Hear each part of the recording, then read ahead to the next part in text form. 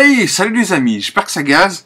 Alors aujourd'hui, on va parler d'ordinateur, de processeur, de performance. Comment est-ce qu'on peut choisir? Qu'est-ce que c'est que c'est bien? Qu'est-ce que c'est que c'est mal? Comment est-ce que ça s'intitule? Voilà. Voilà.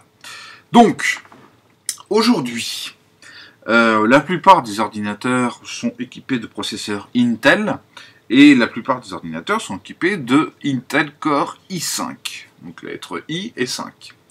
Et du coup, qu'est-ce qu'on fait? Pour voir la puissance d'un processeur, d'une machine, on regarde la fréquence. Ça va de 1,3 GHz à 3,6 par exemple.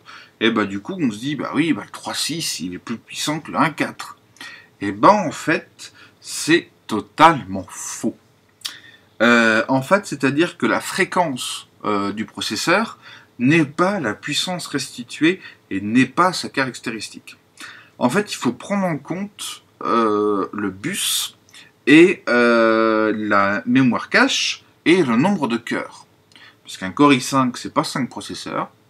Un Core i7, c'est pas 7 processeurs. Enfin bref, c'est un peu plus compliqué que ça. En gros, pour schématiser, tu as ta carte mère, qui est un espèce de gros rectangle, on va dire de la taille d'une feuille A4. Et cette carte mère-là, elle a un bus.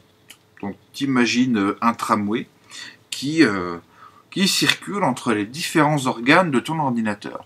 Qui circule entre la carte graphique, entre le processeur, la mémoire vive, qu'est-ce qu'il y a d'autre, la mémoire cache du processeur, les disques durs, etc. Voilà.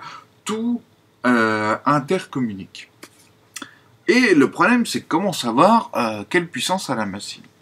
Par exemple, on va prendre l'exemple du Core i5, parce que c'est le plus répandu. Tu prends un Core i5, le i5L16G7, il a 5 cœurs, et il a 4 mégas de mémoire cache. On est d'accord? Ensuite, tu prends le même Core i5, de la référence 10400T, il a 6 cœurs. Et il a 12 mégas de mémoire cache. Donc x2. Ensuite, on va prendre un encore plus récent, le i5 10600K. Il a une fréquence de 480, il a 12 mégas de mémoire cache, et il a 6 cœurs. Donc en fait, regardez juste la fréquence des processeurs, ça ne veut rien dire. Il faut vraiment tout prendre en compte. Et en général, la vitesse du bus est égale à la fréquence de fonctionnement de la mémoire vive. Donc la mémoire vive, en général, aujourd'hui, on est sur de la DDR3, voire DDR4. Et ça fonctionne de 800 MHz à 1333, 1600, 1800, voire 2200. Et donc, qu'est-ce que ça veut dire? On schématise grossièrement. Donc, au niveau puissance, pour la mémoire vive, il faut considérer la quantité de mémoire et la vitesse de la mémoire. Par exemple, 4 Go de mémoire vive fonctionnant à 1600 MHz est égal à 8 Go de mémoire vive fonctionnant à 800. 2 x 8, 16. Voilà. Donc c'est pour ça que c'est hyper important de bien regarder ces détails-là quand vous achetez un ordinateur. Je sais pas, parce que oui, j'ai un Core i5 à 2 Go 5. Par exemple, là, sur l'iMac que j'utilise actuellement, il est de 2011, j'ai un Core i5 à 2 Go 5.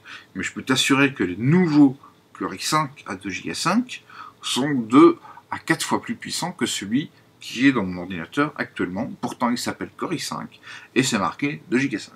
Voilà. Donc, il faut regarder la vitesse du bus et donc de la vitesse de la mémoire. Et du coup, ça te donne la vitesse d'intercommunication de tous les éléments. Voilà. Bon, je rentre pas plus dans les détails, sinon ça va être chiant. Comme d'hab, si vous avez des questions, n'hésitez pas. Pensez à vous abonner à la chaîne, parce que ça fait plaisir. Moi, je gagne rien, que la chaîne, c'est pour le plaisir. Et puis, encore une fois, mettez-moi des commentaires. Si ça vous intéresse, ce genre de petites vidéos de vulgarisation, mettez-le moi dans les commentaires, puis on en fera d'autres. Allez, à la prochaine, les amis. Ciao.